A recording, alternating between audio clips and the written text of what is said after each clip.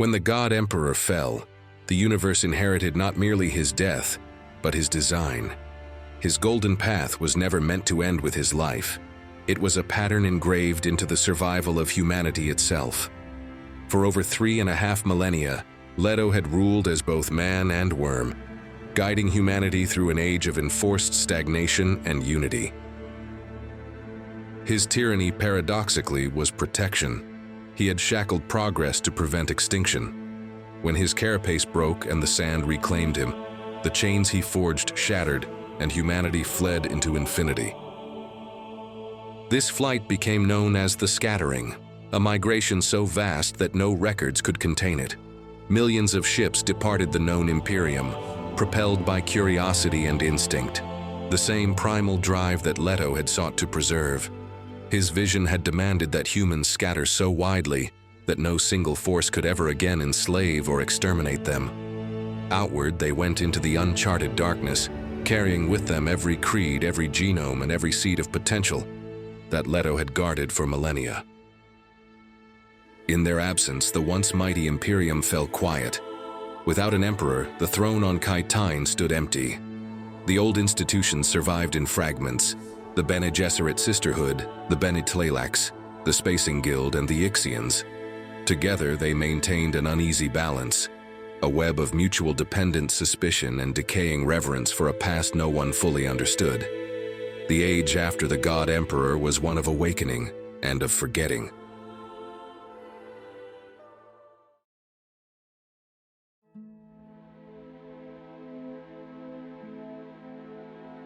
Before the calm that followed Leto's death came the storm of the Scattering. It was the true consequence of the Golden Path, a vast human exodus that shattered the borders of the known Imperium. When the God Emperor's tyranny ended, countless people took to the stars.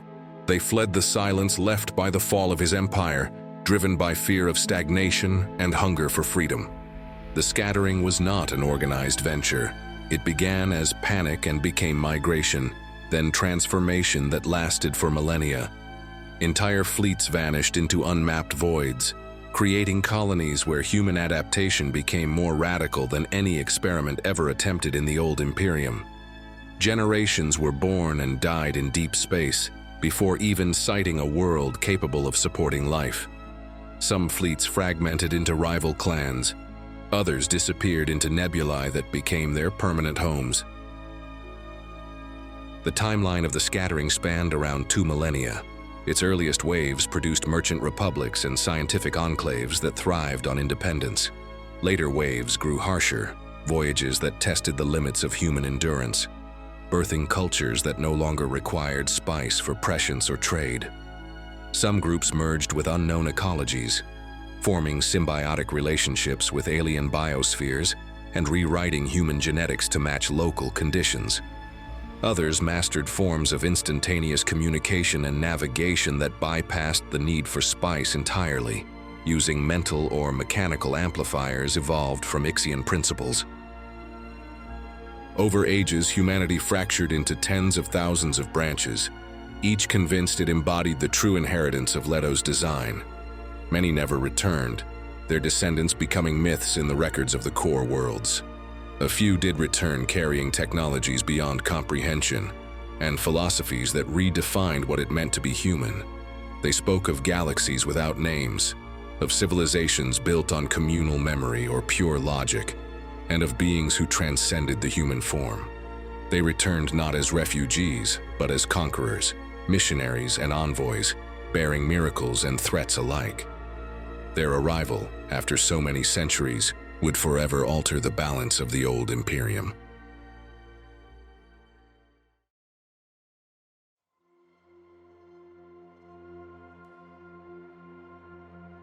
After his death, Leto's shadow still loomed over every world. His golden path had succeeded too well. Humanity had survived, evolved, and spread beyond imagining. Yet in the core worlds, decay lingered beneath the surface. The empire that emerged after Leto's fall was a mosaic of competing orders and fading legacies. Each institution clung to fragments of power, and every planet mirrored a different aspect of the old Imperium. Arrakis, once verdant under the Emperor's reign, had reverted to desert. The engineered moisture had evaporated, the plains had cracked, and the worms had returned. After the death of Leto II, the planet was renamed Arrakis to mark the end of the God Emperor's era and the beginning of its natural renewal. The transformation was not only political but ecological. With the moisture cycle broken, new generations of sand trout spread beneath the surface, restoring the deep deserts that sustained the great worms. Hardy shrubs and desert fungi adapted to the dryness, replacing the brief fertility of Leto's reign. The fauna evolved alongside. The desert hawks returned, scavenging along the dune edges, while small mammals developed spice-tolerant metabolisms to survive near worm territory. The balance between spice production, worm breeding, and atmospheric moisture slowly stabilized. Arrakis became a living record of planetary memory, its sands storing both the biology and the myth of the Golden Path. The Bene Gesserit remained the most stable force of the Old Order. Their fortress schools on Wallach 9 and Chapter House trained generations of acolytes in politics and memory discipline. Their breeding program continued in secrecy, tracing bloodlines that might one day yield another Kwisatz Haderach.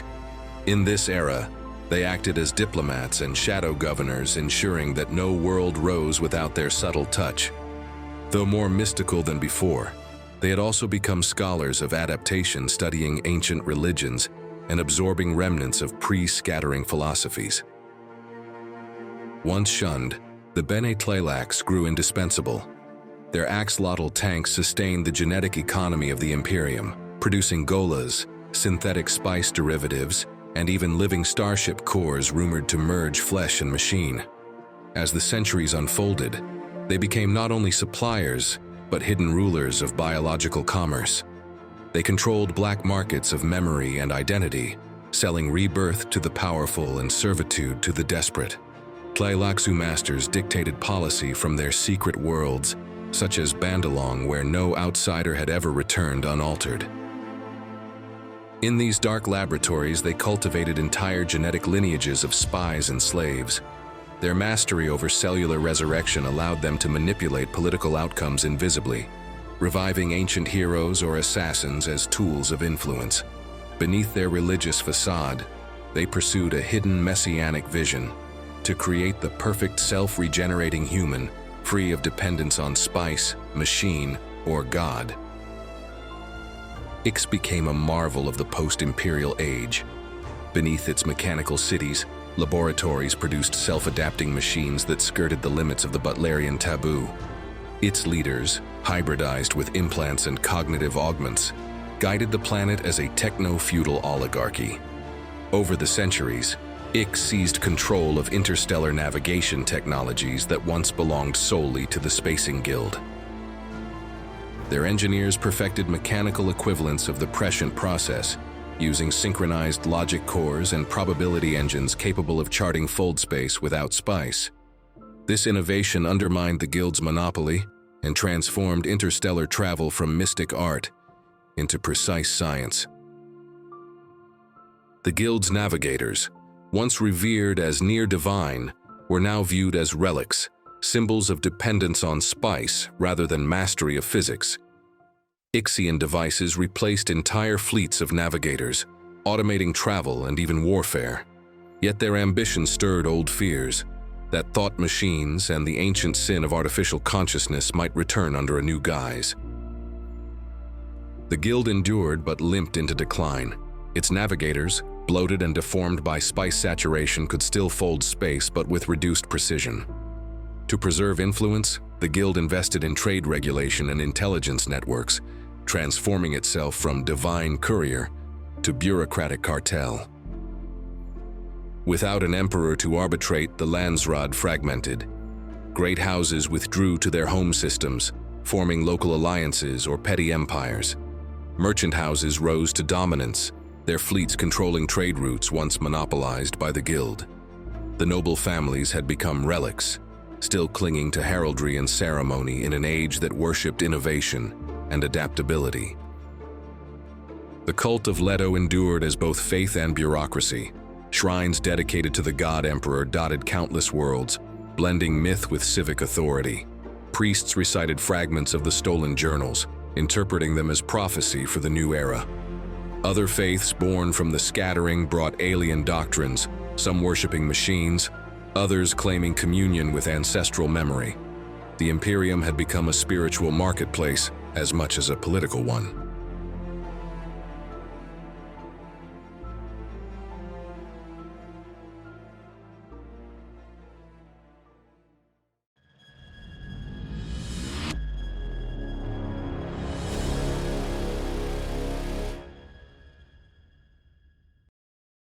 Beyond the frontier, the millions who had fled during Leto's reign evolved into civilizations of their own. Some returned transformed by technologies unknown, their ships like living organisms. They were called the Returned or the Lost Ones. Among them, one faction would come to redefine the balance of power, the honored Matres. From the depths of the scattering came an empire of women who had transformed survival into domination. The honored Matres were kin to the Bene Gesserit, their training recognizable, their intent corrupted by centuries in exile.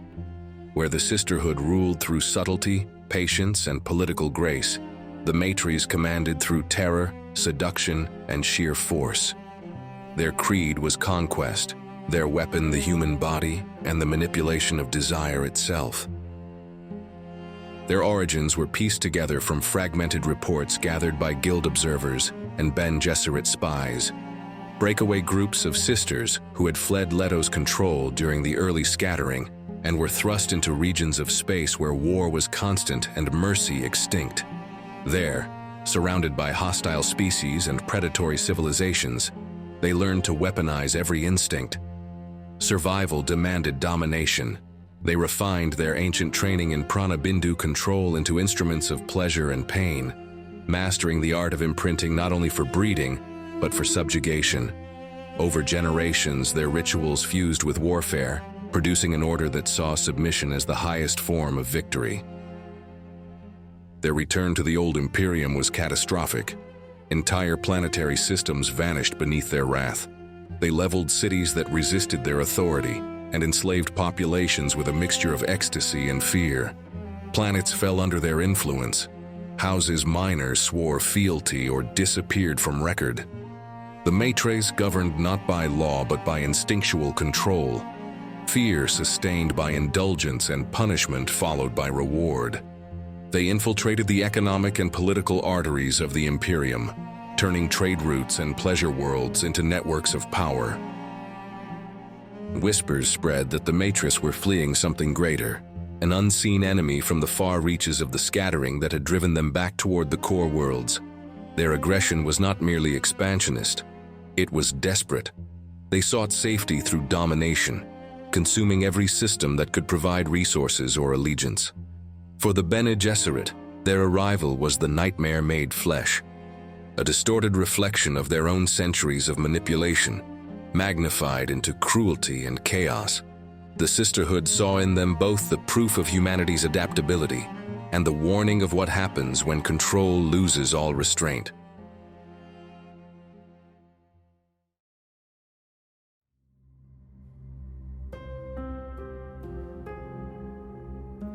By the time the honored Matres struck, the Bene Gesserit had already transformed.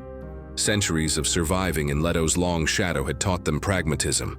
Their strongholds on Wallach 9 and Gamu were citadels of discipline and secrecy. But even within their ranks, fractures ran deep. At their head stood Mother Superior Darwi O'Drade, a strategist molded by centuries of records and memory. She embodied a new philosophy, evolution through adaptation.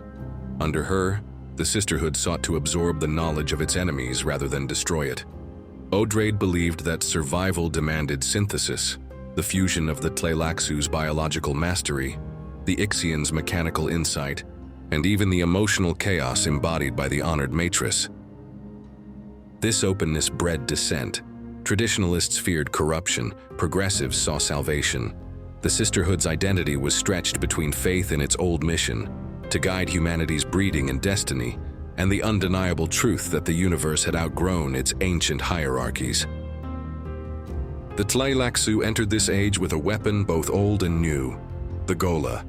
Grown from the cells of the dead, restored through memory awakening, the Gola was a rebirth of identity and an experiment in destiny.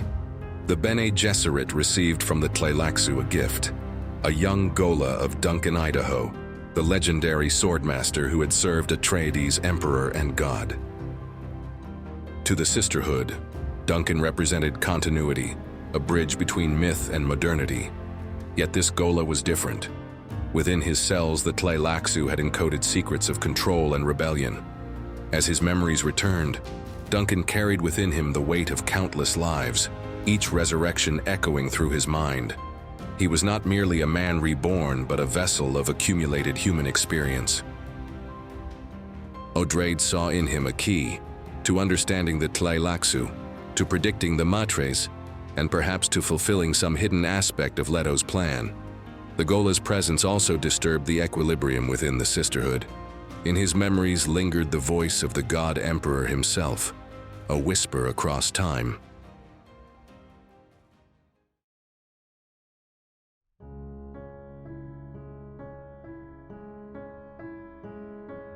On the reborn sands of Arrakis, a child named Sheeana spoke to the worms. She called them by name, and they obeyed. For the priests of Arrakis, this was miracle. For the Bene Gesserit, revelation. In her, they saw a sign that Leto's design had never ended, that even in death his will shaped life.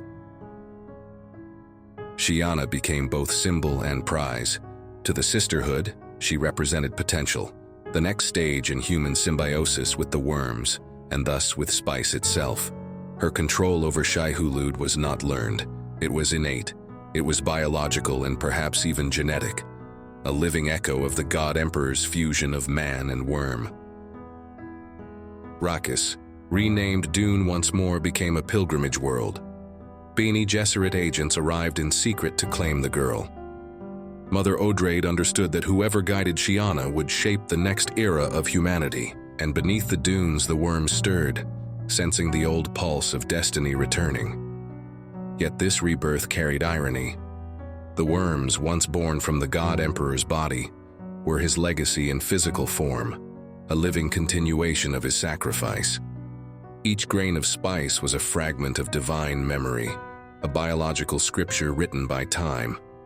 The desert had reclaimed its sanctity.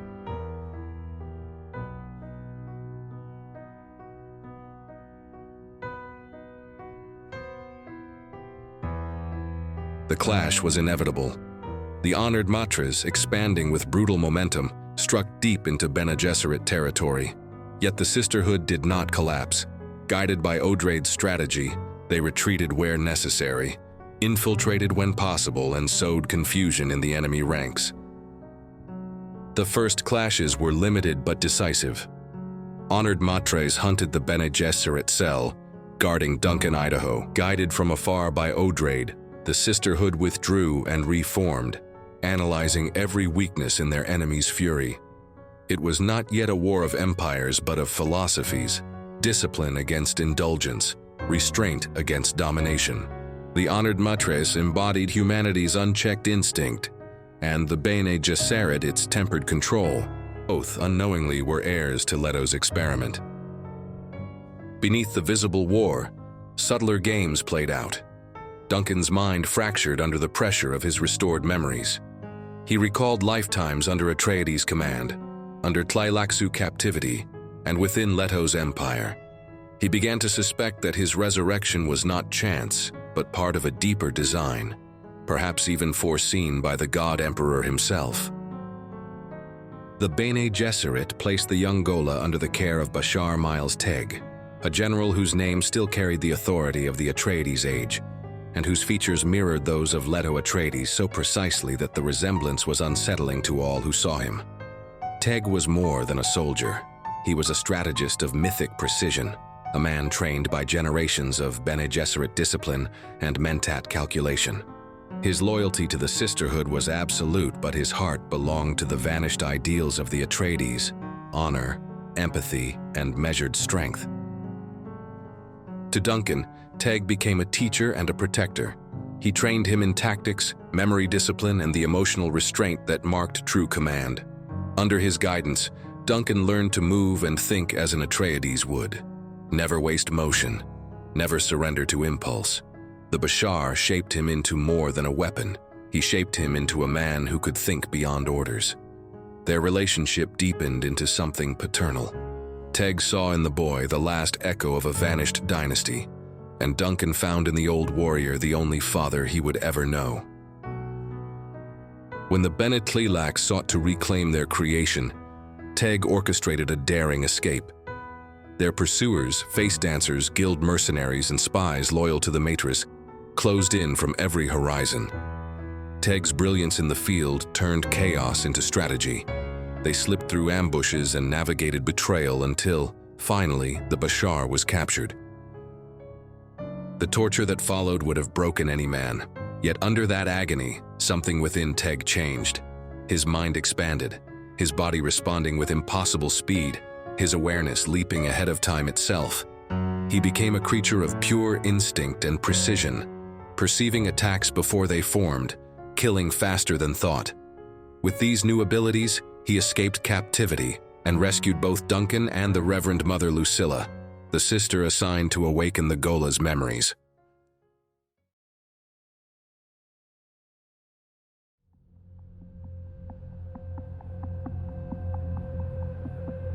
The escape turned into a long odyssey through the crumbling Imperium. The trio, Duncan, Lucilla, and Teg, moved from world to world, hunted by the honored Matres, who considered Duncan a prize too valuable to lose. Every refuge became temporary. They witnessed cities drowned in fire, shrines converted into dens of pleasure and terror, and entire populations reshaped by the Matres' domination. Through the ordeal, Duncan's awareness deepened. The past lives of his many incarnations stirred within him, shaping his reactions and his doubts. He felt the call of his old loyalties. The Atreides name whispered like a memory in his blood. Yet this life was different. He sensed something unfinished, a purpose woven into his very being. Lucilla guarded him fiercely, torn between her Bene Gesserit conditioning and her growing belief that Duncan was no longer a tool, but a new kind of consciousness. When the Matres' forces finally cornered them, Teg chose sacrifice. With the full force of his accelerated mind and body, he turned their ambush into devastation, destroying their fleet and buying time for Duncan and Lucilla to escape. His death was not quiet. It was an event that echoed through Bene Gesserit history, the last blaze of the Atreides ethos. His sacrifice ensured the survival of something larger than loyalty, the continuity of purpose that Leto II had once demanded of humankind. In the aftermath of their escape, the Sisterhood uncovered the truth about Duncan's nature. The Tleilaxu had not resurrected him as before. Within his genome lay sequences unlike any known human pattern, a design hidden deep within the Idaho line. It was not a mutation born of accident. It was a deliberate insertion, a code that seemed to wait for activation. No one could determine what it would trigger. Some hypothesized a biological weapon. Others believed it to be a key to a hidden network of memory or consciousness, perhaps linked to the great experiment that Leto had begun. Master Waf of the Tleilaxu hinted that this Gola was not merely an echo of a man, but the foundation of a new phase in human evolution, a synthesis of flesh, memory, and prescience. For the Bene Gesserit, this revelation changed everything. Duncan was no longer just a symbol or a weapon. He was a potential transformation. If the sequence within him awakened, it could alter the balance of power across the universe. The Sisterhood debated whether to fear or nurture it. Lucilla saw in him the bridge between the ancient and the new, between control and freedom. And in Duncan's dreams, the shadow of Leto II returned, not as command, but as presence, watching the future unfold through the sun of 1,000 lives.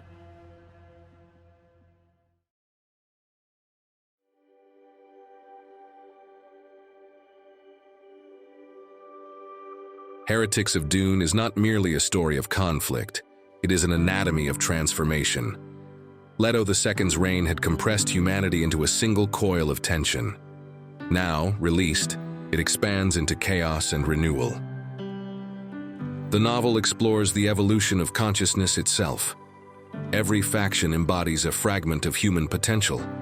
The Bene Gesserit's intellect, the Tleilaxu's biological mastery, the Ixian's technological daring, the honored Matres' raw instinct.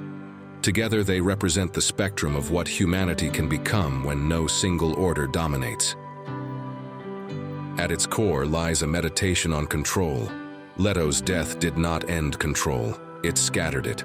The Sisterhood now faces the same dilemma the God Emperor once did: how to guide humanity without enslaving it.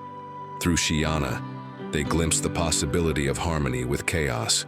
Through Duncan, they confront the curse of memory and identity.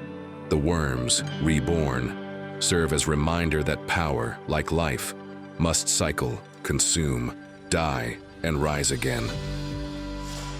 The return of the spice symbolizes not a return to the old order, but a challenge to transcend it. The Imperium can no longer be ruled by fear or divine authority. The future belongs to those who adapt to uncertainty, who accept that no vision, not even Leto's, can encompass all of humanity's potential. As Heretics of Dune closes, the conflict remains unresolved. The Bene Gesserit endure, bruised but unbroken. Odrade envisions not extermination of the honored Matres, but integration. To survive, humanity must merge its scattered instincts. Sheeana and Duncan, now bound by purpose, become symbols of this fusion. Sheeana leads her followers on Rakis with quiet authority, guiding the worms as though channeling the spirit of Leto himself. Duncan, haunted by his rebirths, becomes the living memory of all that humanity has been. Together, they represent both past and possibility. The novel ends with an echo of the Golden Path. The chaos Leto unleashed continues to unfold, drawing the Sisterhood toward transformation.